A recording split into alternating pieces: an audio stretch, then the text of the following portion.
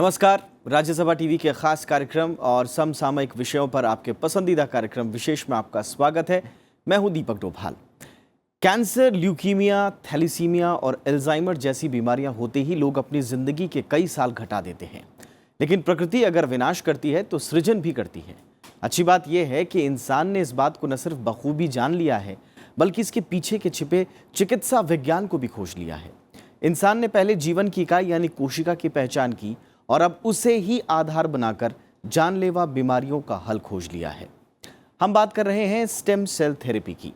आज cancer, brain haemorrhage, stroke, रीढ़ की हड्डी में चोट, अंगों में पक्षाघात, ऑटिज्म, पार्किंसन से लेकर लीवर और किडनी की बीमारियां, ऑप्टिक न्यूरिटिस हो और यहां तक कि डायबिटीज और घुटनों के ट्रांसप्लांट की बात हो, इन तमाम बीमारियों में स्टेम सेल्स लोगों को नया जीवन दे रहे हैं। लेकिन स्टेम सेल को लेकर देश में न तो जागरूकता है और न ही नियम कायदे। अलग अलग अनुमानों के मुताबिक देश में मरीजों की संख्या के हिसाब से 48 लाख स्टेम सेल डोनर्स की जरूरत है, लेकिन देश में सिर्फ 0.016% लोग ही स्टेम सेल के रजिस्टर्ड डोनर हैं।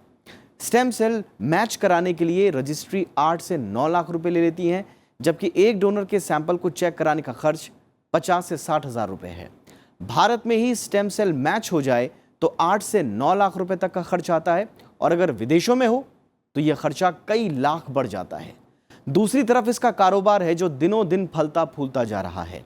एक अध्ययन के मुताबिक 2016 में ग्लोबल स्टेम सेल बैंकिंग का मार्केट 152 करोड़ डॉलर्स का था, जबकि 2025 तक इसके 794 करोड़ अमेरिकी डॉलर्स तक पहुंचने की संभावना है। आज विशेष में बात होगी स्टेम सेल्स की। जानेंगे क्या है स्टेम सेल्स, ये क्यों जरूरी हैं, भारत में स्टेम सेल्स को लेकर क्या रवैया है और इसका इतिहास क्या है। तो शुरू करते हैं आज का विशेष।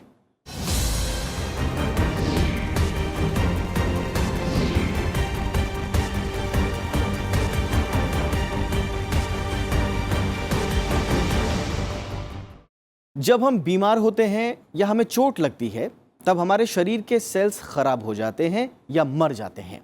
लेकिन ऐसे हालात में हमारे शरीर के भीतर मौजूद स्टेम सेल्स जागरूक हो जाते हैं और ये खराब सेल की जगह लेकर उन्हें ठीक करते हैं। आधुनिक चिकित्सा के क्षेत्र में स्टेम सेल्स एक क्रांतिकारी पहल है। लेकिन क्या है स्टेम सेल्स और क्यों है इनकी जरूरत, आइए सबसे पहले ये जानते हैं।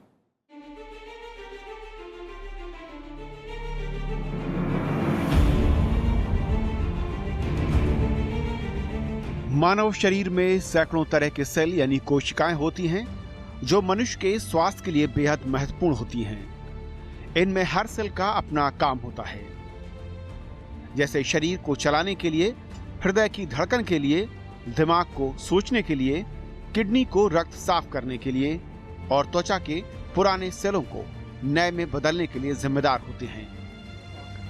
ये सभी सेल बनाने का काम केवल स्टेम सेल ही कर सकते हैं। दरअसल स्टेम सेल या स्टेम कोशिका ऐसी सेल्स होती हैं जो विभाजित होने के बाद फिर से पूर्ण रूप धारण करती हैं। इन कोशिकाओं से शरीर के किसी भी अंग की कोशिका तैयार की जा सकती है। स्टेम सेल्स मुख्य तौर पर बोन मैरो यानी अस्थि मज्जा के अंदर पाई जाती है। इसके अलावा इन्हें रक्त से भी प्राप्त किया जा सकता है। स्टेम सेल एक बॉडी की ऐसी सेल्स हैं जिनमें एबिलिटी होती है to grow into any type of cell in the body. जैसे हमारी बॉडी में नर्वस टिश्यू है, दिमाग है, हार्ट है, लंग्स हैं, जो भी बॉडी का हमारा ऑर्गन है, हाथ पैर मसल्स वगैरह, जो भी वॉट एवर इट इज़, ये सब इसी से बना है। तो इन सेल्स को, ये सब हमारी लॉन्ग बोन्स में होते हैं। हमारी लॉन्ग बोन्स है, बोन मैरो उसमें रहता है और बॉडी के फैट में रहता है। जो चर्बी है, पेट की चर्बी है या थाइस की चर्बी है, उसमें रहता है। स्टेम सेल मुख्य तौर पर 3 तरह से प्राप्त किया जाता है। गर्भस्थ शिशु के भ्रूण के तंतुओं से, इसे भ्रूण स्टेम सेल कहते हैं। दूसरा, जन्म के समय बच्चों के गर्भनाल से, जिसे कॉर्ड स्टेम सेल कहा जाता है। और तीसरा, वयस्क स्टेम सेल, जिसे रक्त या अस्थि मज्जा यानी बोन मैरो से लिया जाता है। यदि कभी किसी दुर्घटना या बीमारी के चलते शरीर का कोई अंग खराब हो जाए तो उस स्थिति में स्टेम सेल बैंक में जमा स्टेम सेल से लेकर उसे लैब में कोशिकाएं तैयार की जा सकती हैं और उन्हें खराब हो चुके अंग की जगह प्रत्यारोपित कर ठीक किया जा सकता है। स्टेम सेल्स के जरिए अनेक लाइलाज बीमारियों का इलाज मुमकिन है। इनमें कैंसर, डायबिटीज, दिल और धमनी की बीमारियां, खून से संबंधित बीमारियां, मानसिक बीमारियां, कॉर्निया, अल्जाइमर और हड्डी से जुड़ी अनेकों बीमारियां शामिल हैं। स्टेम सेल्स एक ऐसा सेल है जिससे बॉडी के सारे और बाकी सेल्स बनते हैं। कुदरती जब शुरू में बच्चा बन रहा होता है तो स्टेम सेल्स ऐसे सेल्स हैं जिससे बाकी बॉडी पार्ट्स बनते हैं। जो उसका ओरिजिन होता है वो स्टेम सेल से ही होता है। तो ये जो स्टेम सेल्स हैं ये कुछ बॉडी के पार्ट्स में ऐसे भी पड़े होते हैं जिससे हम उसे प्रोसेस कर सकते हैं और उनको कुछ डिजीज़ को ट्रीट करने के लिए यूज़ कर सकते हैं। तो ये साइंस की एक एडवांसमेंट है जिस वजह से जिसे हम पॉजिटिवली यूज़ कर सकते हैं डिजीज़ को ट्रीट करने के लिए।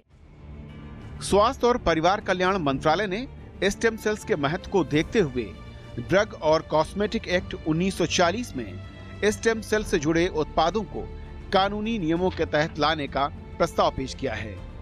मंत्रालय ने अपने प्रस्ताव में स्टेम सेल्स और उनसे जुड़े उत्पादों के बारे में विस्तार से बताया है, जिसमें कहा गया है कि स्टेम सेल से जुड़ी किसी भी दवा का विकास करने के लिए अनिवार्य प्रोटोकॉल का पालन करना होगा। 4 अप्रैल को जारी की गई अधिसूचना में कहा गया है कि स्टेम कोशिकाएं और उत्पाद जो वैश्विक विशेषताओं को काफी हद तक बदल देती हैं, उन्हें एक दवा के तौर पर माना जाएगा और इसीलिए उनके बाजार में आने से पहले कानूनी तौर पर मंजूरी लेनी जरूरी है। Bureau report, Rajya Sabha TV. Stem cell और स्टेम सेल थेरेपी से इन दिनों कई तरह के रोगों का उपचार किया जा रहा है। ये अपने आप में एक अनोखी चिकित्सा पद्धति है। आज लगभग 60 से ज़्यादा लाइलाज बीमारियों के लिए स्टेम सेल थेरेपी का इस्तेमाल किया जा रहा है। आइए देखते हैं इसके और क्या क्या फायदे हैं।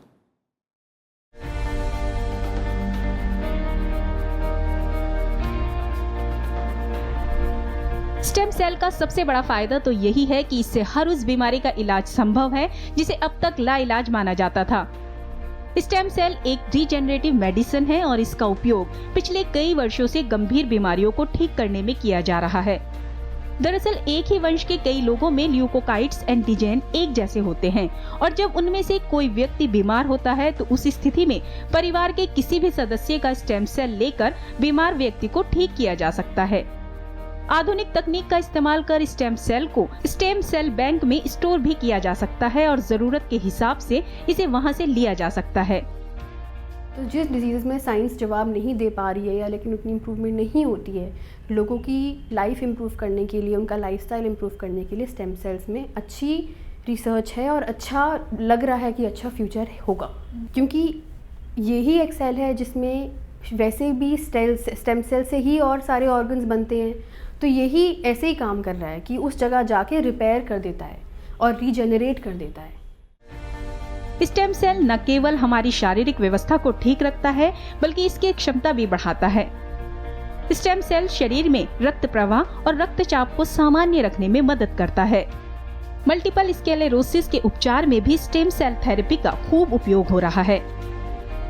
स्टेम सेल थेरेपी की मदद से रीढ़ की हड्डी की चोट, लीवर की बीमारी, किडनी की बीमारी, acute leukaemia, chronic leukaemia, Alzheimer, Parkinson, हृदयघात, diabetes, spinal cord injury, motor neuron बीमारी, ऑटिज्म, एमियोट्रोफिक लेटरल स्क्लेरोसिस और कैंसर जैसी गंभीर बीमारियों का इलाज संभव है।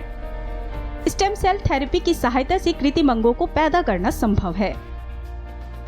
It is not a magical therapy. अब हम जान रहे हैं कि इनकी जो कार्टिलेज है वो डैमेज हो गई है, तो हमने स्टेम सेल निकाले और वहीं डाल दिए, तो वो बिल्कुल स्टेम सेल की तरह कार्टिलेज सेल की तरह बिहेव करेंगे और कार्टिलेज बन जाएगी। और फिर ये बिल्कुल ही नॉन इन्वेसिव है, कोई हॉस्पिटलाइजेशन की ज़रूरत नहीं है। अच्छा, और पेशेंट के खुद के बोन मैरो खुद की बॉडी में जा रही है, सो उससे कोई भी रिएक्शन नहीं है, कोई भी कॉन्ट्राइंडिकेशन नहीं है, कोई कॉम्प्लिकेशन नहीं है। It's a day care procedure, कोई हॉस्पिटल में आपको एडमिट नहीं होना है। जब स्टेम सेल को किसी बीमार व्यक्ति के रक्त या उसके शरीर के किसी भाग में प्रत्यारोपित किया जाता है तो उसे स्टेम सेल थेरेपी कहा जाता है। इन दिनों सबसे ज्यादा स्टेम सेल थेरेपी का इस्तेमाल कैंसर के इलाज के लिए किया जा रहा है। स्टेम सेल थेरेपी या बोन मैरो ट्रांसप्लांट दो तरह से किया जाता है, ऑटोलोगस एससीटी और एलोजेनिक एससीटी। ऑटोलोगस एससीटी में बोन मैरो से स्टेम सेल निकालकर उसे फ्रीज कर दिया जाता है और रोगी को कीमोथेरेपी और रेडिएशन थेरेपी के जरिए दी जाती है। इसके जरिए स्टेम सेल को बोन मैरो तक पहुंचाने में 24 घंटे लगते हैं, जबकि एलोजेनिक प्रक्रिया में रोगी के किसी करीबी के शरीर से स्टेम सेल निकालकर रोगी के शरीर में नसों के जरिए डाल दिया जाता है। इस प्रक्रिया में बोन मैरो का रोगी से मिलना बहुत जरूरी होता है। स्टेम सेल थेरेपी की सहायता से हृदय की मांसपेशियों और टिश्यू को दोबारा जीवित किया जा सकता है। नाड़ी कोशिकाएं और रक्त कोशिकाओं का एक निश्चित जीवन काल होता है, लेकिन आज स्टेम सेल थेरेपी से इन कोशिकाओं को दोबारा संचालित किया जा सकता है। मौजूदा समय में बोन मैरो ट्रांसप्लांट को वैज्ञानिकों ने सबसे सुरक्षित और प्रभावशाली तरीका माना है। Bureau report, Rajya Sabha TV. जिस तरह हमारी आबो हवा, हमारा रहन सहन और विषाणु रूप बदल रहे हैं, उसे देखकर हम कह सकते हैं कि आने वाले दिनों में बीमारियों की तादाद और ज़्यादा होगी। ऐसे में दुनिया स्टेम सेल थेरेपी की तरफ बड़ी आशा की नज़रों से देख रही है। लेकिन स्टेम सेल में कैसे इलाज होता है और इसके पीछे की तकनीक क्या है, ये भी समझ लेते हैं। ये है 18 हफ्ते का भ्रूण, जिसके हाथ पैर, सिर और कान तक बन गए हैं। लेकिन 18 हफ्ते पहले ये कुछ ऐसा था। विश्वास नहीं होता ना कि एक कोशिका यानी सेल से पूरे भ्रूण का निर्माण हो गया।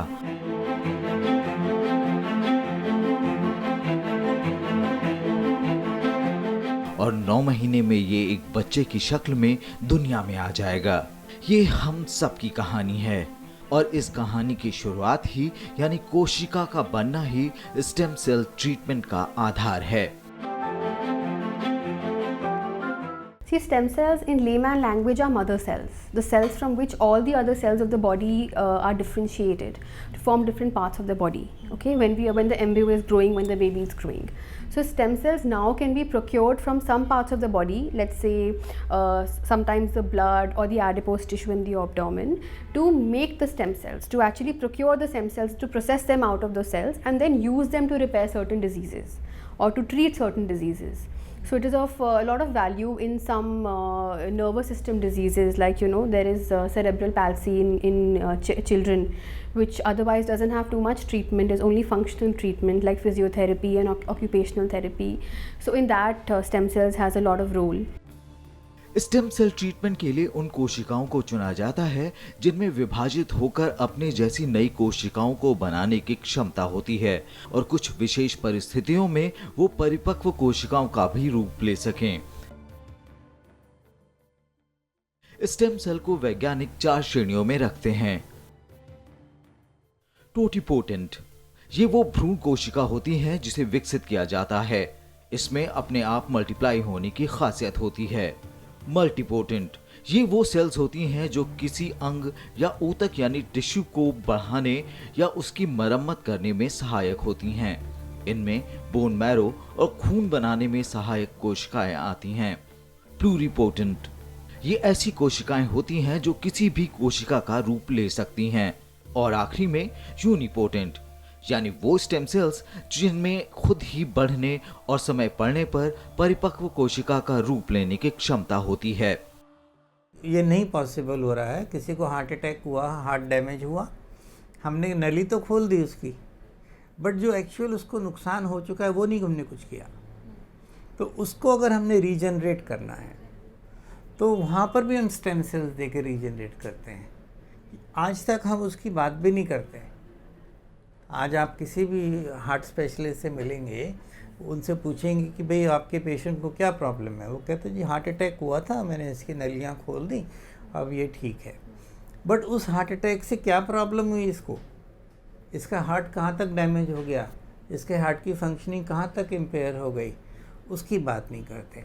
तो ये जो हमारी रीजनरेटिव थेरेपी है, अगर हम स्टेम सेल्स दे दें वहाँ पर, तो that dead tissue will regenerate.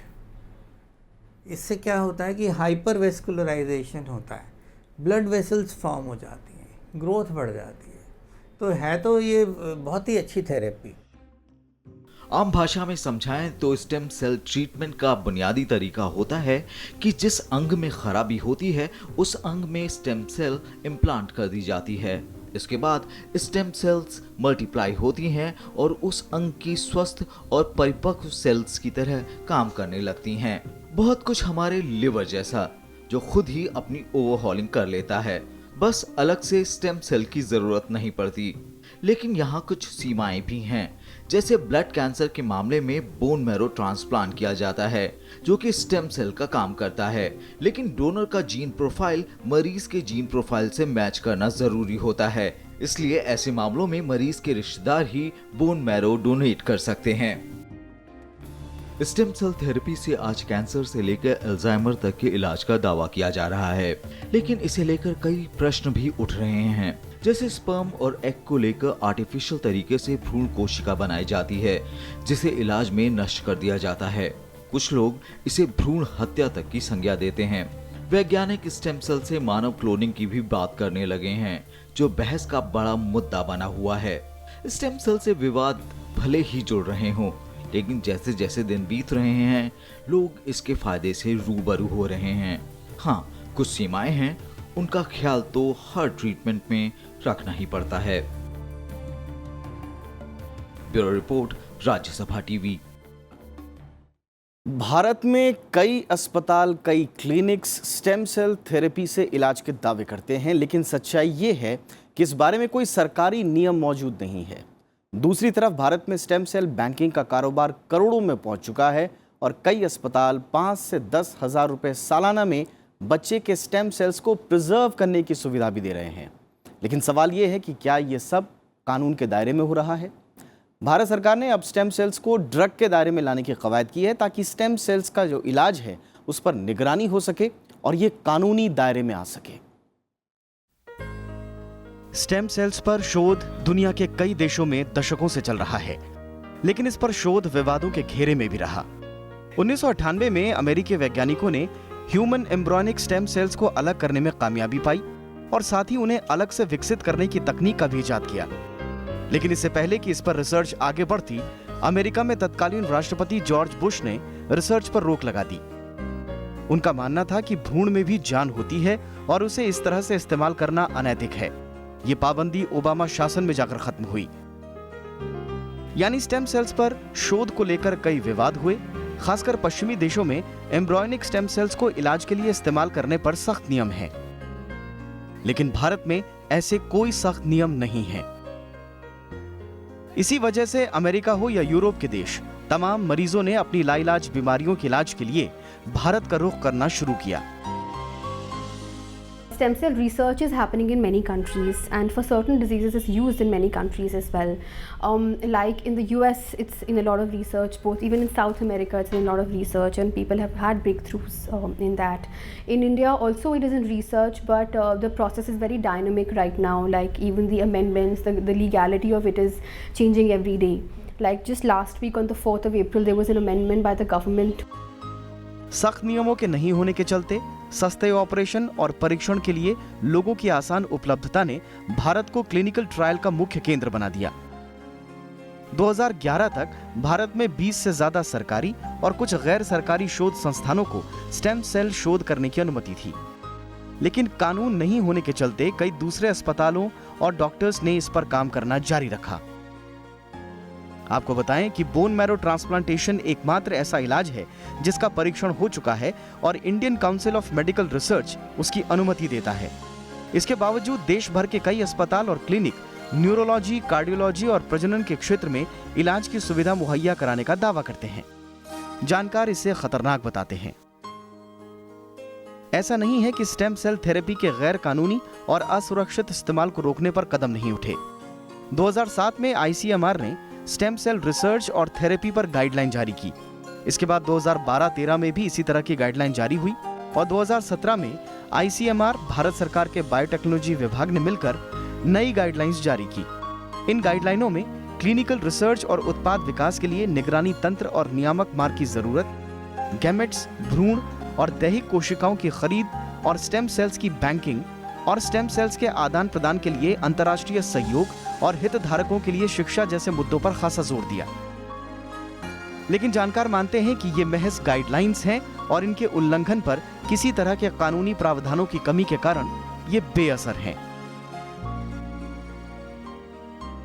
Embryonic stem cell से बीमारियां ठीक करने के दावे को पूरी तरह से नकारा नहीं जा सकता, लेकिन सच्चाई ये है कि अभी तक दुनिया भर में स्टेम सेल्स के इलाज के लिए जो तरीका मान्यता प्राप्त है वो सिर्फ बोन मैरो स्टेम सेल्स का ही है।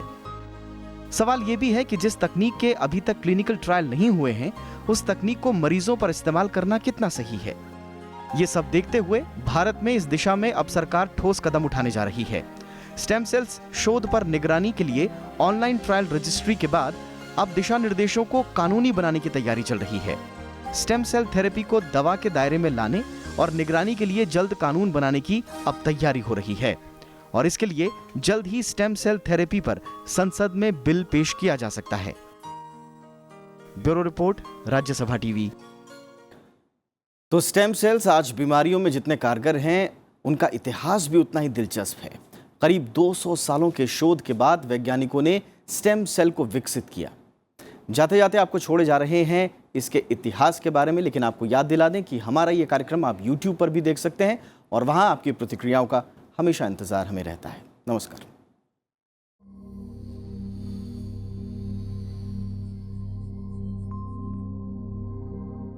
स्टेम सेल का इतिहास काफी दिलचस्प है। सबसे पहली बार 19वीं सदी में यह पाया गया कि कुछ कोशिकाएं मूल रूप से जीवन के निर्माण करने में सक्षम हैं और कुछ कोशिकाओं में अन्य कोशिकाओं का निर्माण करने की क्षमता है। 20वीं सदी की शुरू के दशक में मानव शरीर के बाहर अंडे को निषेचित करने के प्रयास में यह पाया गया कि कुछ कोशिकाओं में रक्त कोशिकाओं को उत्पन्न करने की क्षमता होती है। इसके बाद इस पर लगातार शोध होते रहे और 1960 में कनाडा के वैज्ञानिकों अर्नस्ट ए मुकलॉक और जेम्स ईटिल की खोज के बाद स्टेम सेल के प्रयोग को बढ़ावा मिला।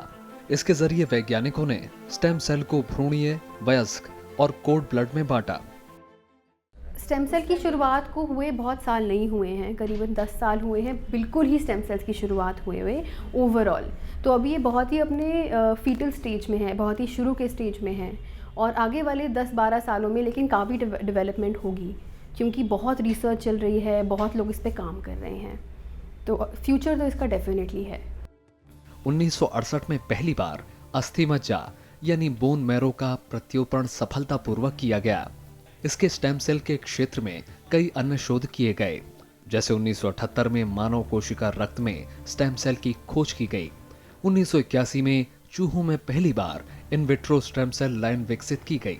फिर 1988 में एक हमस्टर से भ्रूण स्टेम लाइन बनाई गई। इसके बाद 1995 में सबसे पहले प्राइमेट से भ्रूण स्टेम सेल लाइन ली गई और फिर 1997 में स्टेम सेल के जरिए क्लोन भेड़ बनाई गई और 1997 में खून में मौजूद हेमेटोपोएटिक स्टेम सेल का पता चला, जो कैंसर जैसी बीमारियों का कारक है। शुरुआत तो देखिए, ये तो एंशिएंट है वैसे देखा जाए तो, है ना। मतलब हम लोग सब उसी से बने हैं। जो पुराने राजवैद्य वगैरह थे वो यही करते थे। This was the treatment. 1998 में अमेरिका के विस्कॉन्सिन विश्वविद्यालय के प्रोफेसर थॉमसन ने भ्रूण के अंदर सेल को अन्य कोशिकाओं से अलग किया और पहले भ्रूण सेल लाइनों का विकास किया। इसी साल जॉन्स हॉपकिंस यूनिवर्सिटी के गियरहॉर्ट ने भ्रूण के ऊतक में से गले हुए कोशिकाओं से सेल निकाली और प्लूरिपोटेंट स्टेम सेल लाइनों को विकसित किया। फिर 1999 और 2000 में वैज्ञानिकों ने पाया कि वयस्क चूहों के टिश्यू में हेरफेर करने से अनेक विभिन्न सेल उत्पन्न हो सकते हैं। इसका मतलब था कि अस्थि मज्जा से कोशिका तंत्रिका और जिगर की कोशिकाओं को उत्पन्न किया जा सकता है। इसके अलावा मस्तिष्क में भी नए कोशिकाओं का विकास किया जा सकता है। स्टेम सेल के विकास के लिए ये खोज रोमांचक थी और आज स्टेम सेल लाइलाज बीमारियों को ठीक करने का सबसे कारगर तरीका बन गया है। 2012 में ब्रिटेन के वैज्ञानिक जॉन बी गर्डन और जापान के शिन्या यामानाका को स्टेम सेल पर उनके कामों के लिए चिकित्सा के नोबेल पुरस्कार से सम्मानित किया गया। जॉन गर्डन और शिन्या यामानाका को वयस्क शरीर की कोशिकाओं को फिर से भ्रूण वाली स्थिति में पहुंचाने की खोज के लिए यह पुरस्कार दिया गया। Bureau report, Rajya Sabha TV.